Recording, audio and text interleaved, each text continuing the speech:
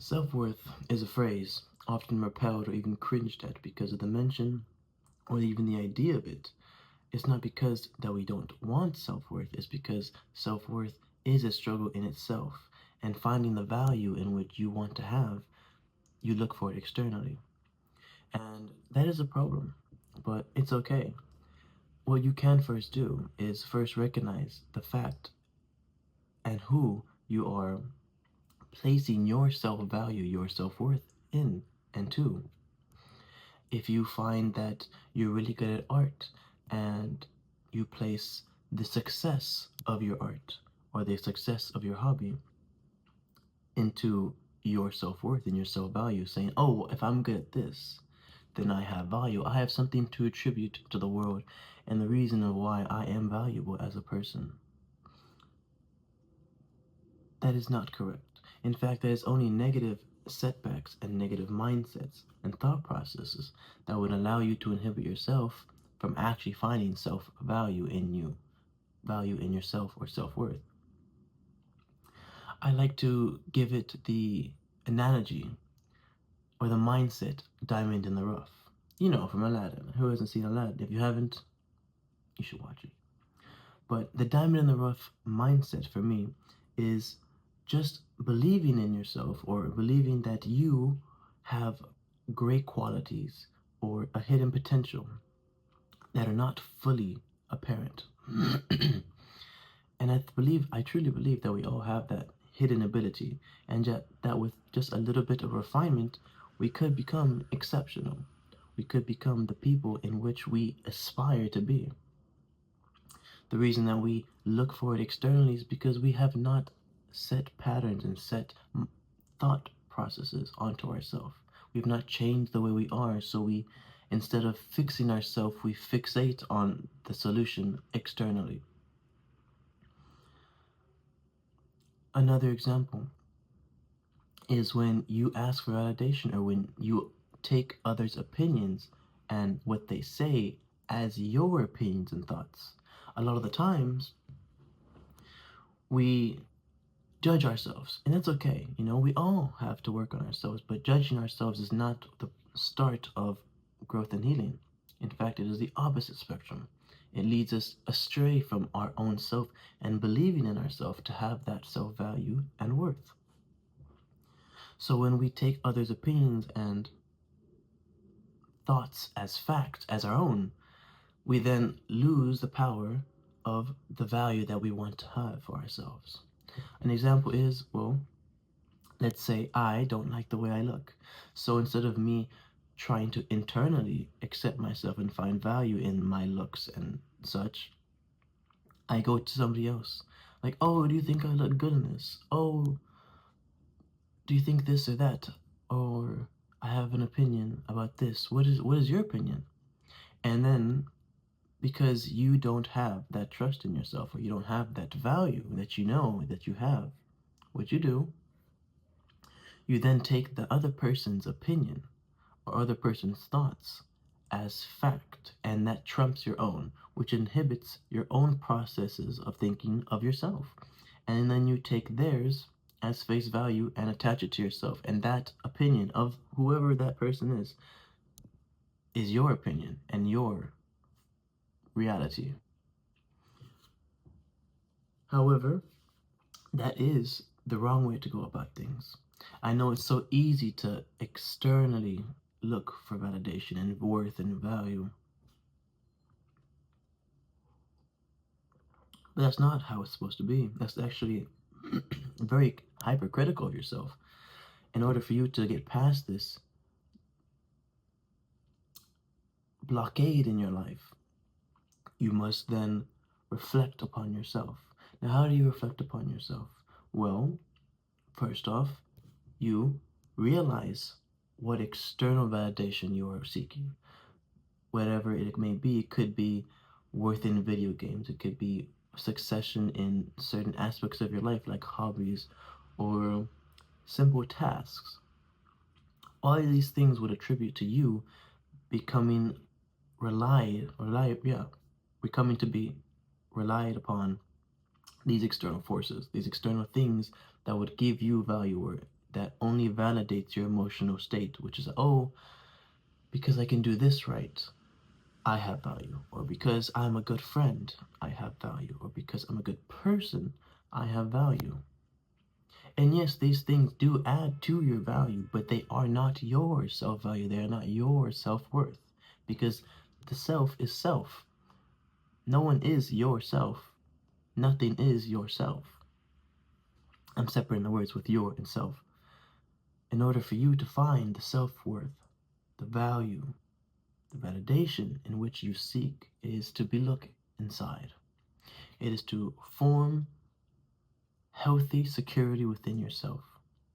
In order for you to do that, you must have the diamond in the rough mentality. Again, it's someone who has great qualities or hidden potentials which are not fully apparent.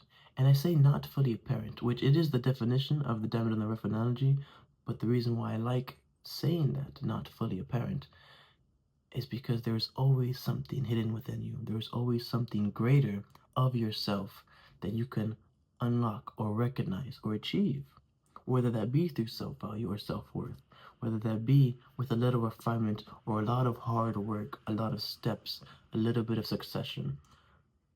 You could become exceptional, and you already are. But it's the fact that you have not recognized it yet. And in order for you to recognize it, you must look within. You must not be looking or asking the world to give you value. Because if they do, you won't be happy with the price tag they put on you. Because only you can value your worth. Only you can assess how much you are, in a sense. It's not to put a price tag on you as a human being, but it's to recognize that you are exceptional. You are priceless. You are the things in which you would already want to achieve. You just have to unlock it. You only must remember who you are. You say, oh, but I have all these bad habits, and that's why I'm a bad person. That's why I am fill in the blank. It's not because of that. You only attribute your value and your worth to these negative aspects of yourself because that is all you think about. Let's say I'm bad at this new job. Well, obviously, my self worth of the job, of my position at the workplace, would be a lot different if I was there for numerous years, right? But how would I overcome myself to find that confidence 3 years of myself from now in that position, in a new job, in a new environment, in a new place? It will be so easy to look externally, not look externally, to look internally and say, oh, I'm doing this wrong, I'm doing that wrong, I'm doing this. But in fact, if you were to look externally, a lot of people will be in the same boat as you, whether that be at the workplace or another environment or setting. So, in order for me to get past my own negative thinking of my self worth at that workplace, I must attribute and hyper focus on the positive things. There's a lot of times that I've seen multiple videos and multiple pieces of content where they tell you, hey, the things that you think about, the things that you consistently feed into your mind, whether that be through reels, whether that be through news articles, reading, shows, games, anything that you ingest, you will slowly and surely become a part of that or attach that to your identity. And that may be helpful, but most of the time it's not. Most of the time it only hurts you. So, by hyper focusing on the positive things, your mind will start to only focus on the positive things and attribute that same mentality that I attached to the negative thinking to the positive thinking, which is, oh, I can trust myself to do this thing at the workplace. Let me focus on making this better, and by me becoming confident and finding value in myself through this effort of positive reinforcement, will then I be able to securely and safely look at these negative or less achievable assets of myself. That's just at the workplace, but I'm using the analogy as yourself, as the eternal, internal.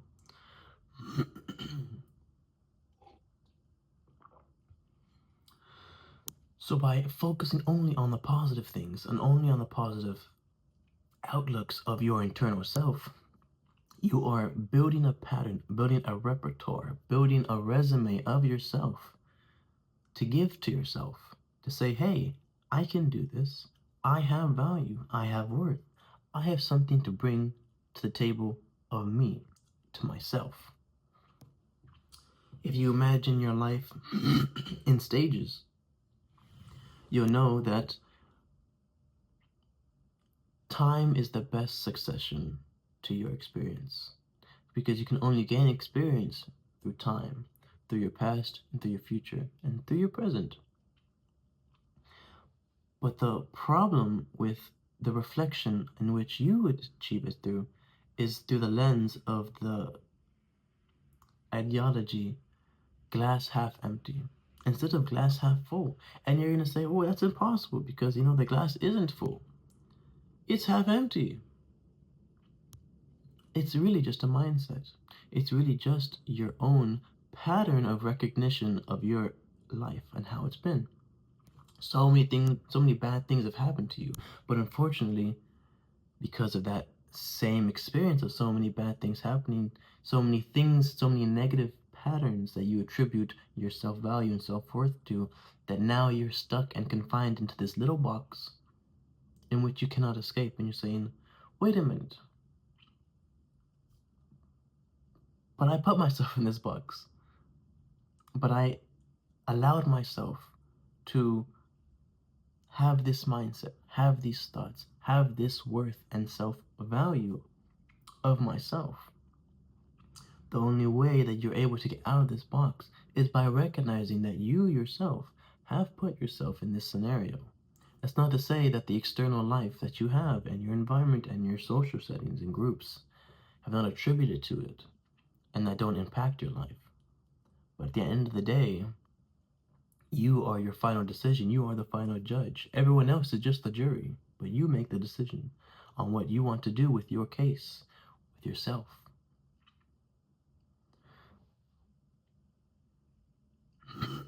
Sorry, my throat is so bad.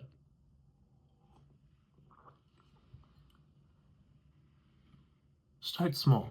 Really, start small. Start focusing on one positive thing, just one positive thing about you. Now, you might even say, I'll rebuttal it. There are no positive things about me. That's only because for so long you have focused on the negative aspects of yourself that your subconscious and conscious refuse to absolute degrees that there is nothing good about you. And that is untrue. That is absolutely untrue. It's unfathomable because there's no one side. There's no full thing of negative and there's no full thing of positive. We both have negative, positive. We both have healthy, unhealthy. It just takes the reflection to seek it and to actually admire. Like, hey, wow, I'm actually good at this. Or, wow, I can do this. This is me. When you start small, it'll start to go bigger. And this is a small leap forward. But in your subconscious, it'll automatically be doing the healing that you need to to challenge these patterns that you have ingrained into yourself, these ideologies, these thought patterns, all of it.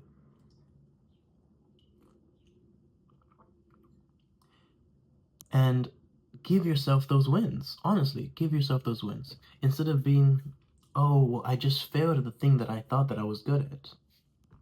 That's okay. There's no reason to be hypercritical of yourself. There's no reason to be so much of a perfectionist. Perfectionism is toxic, quite honestly. The only reason that you have perfectionism inside your mentality, in your behavior, is because you were taught or that you learned how to approach your environment when you were younger in order to feel safe. If that thing was not perfect, bad things would happen. But fortunately, we can change that mentality, and it starts slowly by being okay with lack of control. With being okay with making mistakes and leaving those mistakes imperfect. leaving the things that you do up to chance. Because if you decide to start fixing them, then you're only going backwards. And it's not to say that things shouldn't be done right or be done well, but to achieve perfectionism in every minute thing that you do in yourself is unobtainable.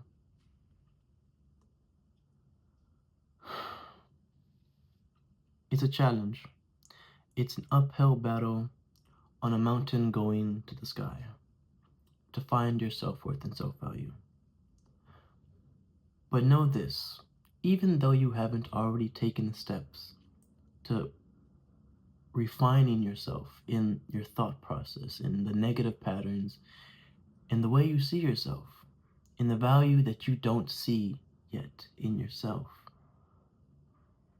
you're already on the hill. You're already climbing. No matter what, you can never go backwards. You can only stumble or fall, but you will never lose your place. You will only start again where you picked back up off, where you left off of. So again, we want this diamond in the rough mentality, mindset.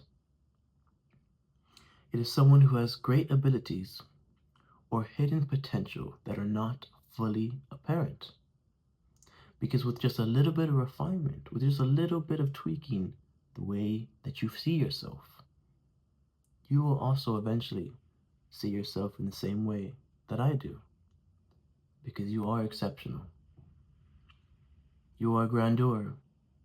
I'm using big words, but these are the same words that you should be telling yourself. The same things that you should be affirming to yourself. If you want to start smaller, what I used to do was tell myself positive affirmations in the mirror in the morning. And I was living in a group home, so I looked like a damn fool, but it helped me. It really helped me. And it'll help you too. You can do positive affirmations. You can reflect upon the negative ways that you think about yourself. You can stop attaching external things to your self-value and worth. All of these things attribute to the you that you want to be. And these are all steps that are there is no order to these steps. There is no order to the things that I've given you. But they are all inclusive to how you will eventually see yourself and how you will eventually free yourself from the chains of negativity and the value in which you don't see yourself, the worth that you have not yet given yourself, but you already have. When you're born in this world, you are of value. You are born with a human spirit and with a human mind, with the ability to do anything in this world. And you may be in a certain country, you may be in a certain environment where you are still stuck, or you may not be completely free. But as a human being, whether there are consequences that may be harsh or there are no consequences, that is entirely up to you, mind, body, and soul. And by relinquishing yourself to the world of the ideology in which you were grown up in which you've grown up in, you give yourself back the power, the value, and the worth that you already had. If this resonated with you, please make sure to like, subscribe, and I'll see you down in the comments below. My name is Augustin, and this is Just Before Clarity.